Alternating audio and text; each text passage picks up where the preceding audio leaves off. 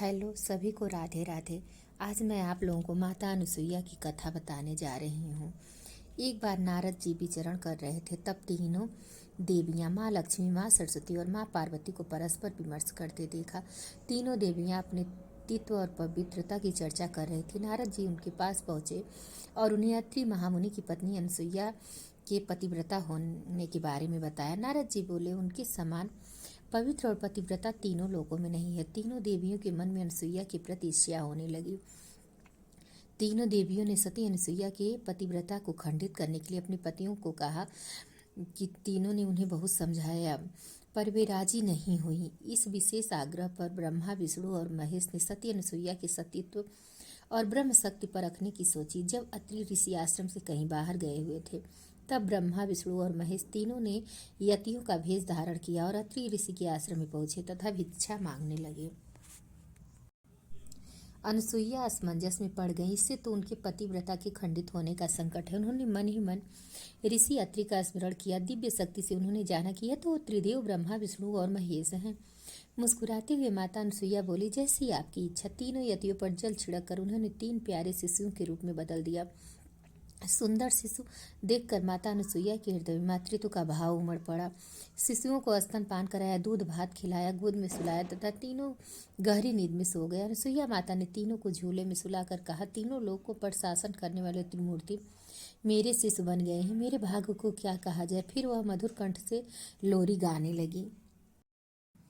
उसी समय कहीं से सफेद बैल आश्रम में आ पहुंचा। एक विशाल गरुड़ पंख फड़फड़ाते हुए आश्रम पर उड़ने लगा और एक राजहंस कमल को चोंच में लिए हुए आया, आकर द्वार पर उतर गया।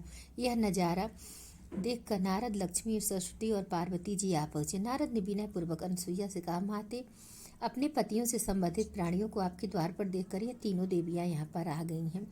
यह अपने पतियों को ढूंढ रही थी। इनके पतियों को कृपया इन्हें सौंप दीजिए। अनुसुईया ने तीनों देवियों को प्रणाम करके कहा, माताओं, झूलों में सोने वाले शिशु अगर आपके पति हैं तो आप इन्हें ले जा सकती हैं।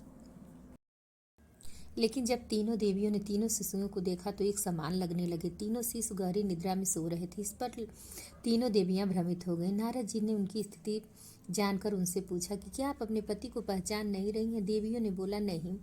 देवियों ने जल्दी में एक एक शिशु को उठा लिया। वे शिशु एक साथ त्रिमूर्ति के रूप में खड़े हो गए। तब उन्हें मालूम हुआ कि सरस्वती जी ने शिव जी को, लक्ष्मी ने ब्रह्मा जी को और पार्वती ने विष्णु को उठा लिया। तीनों देवियां शर्मिंदा होकर दूर जा खड़ी हो गई।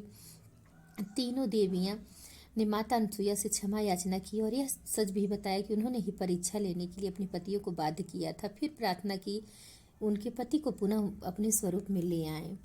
माता अनुसुईया ने त्रिदेवों को उनका रूप प्रदान किया। तीनों देवियों सती अनुसुईया से प्रसन्न हो बोले, देवी वरदान मांगो। त्रिदेव की बात सुन अनुसुईया बोली, प्रभु, आप तीनों मेरी कोख से जन्म लिए, ये वरदान चाहिए, अन्यथा नहीं। तभी से वह माँ सती अनुसुईया के नाम से प्रख्यात हुई तथा कालांतर में भगवान दत्तात्रेय रूप में भगवान विष्णु का, चंद्रमा के रूप में ब्रह्मा का तथा दुर्वासा के रूप में भगवान शिव का जन्म माता अनुसुईया के गर्भ से हुआ। इस प्रकार से माता अनुसुईया की कथा समाप्त होती है। राधे राधे। आप लोगों को कहानी कैसी लगी जरूर बताइएगा। सभी को नमस्ते।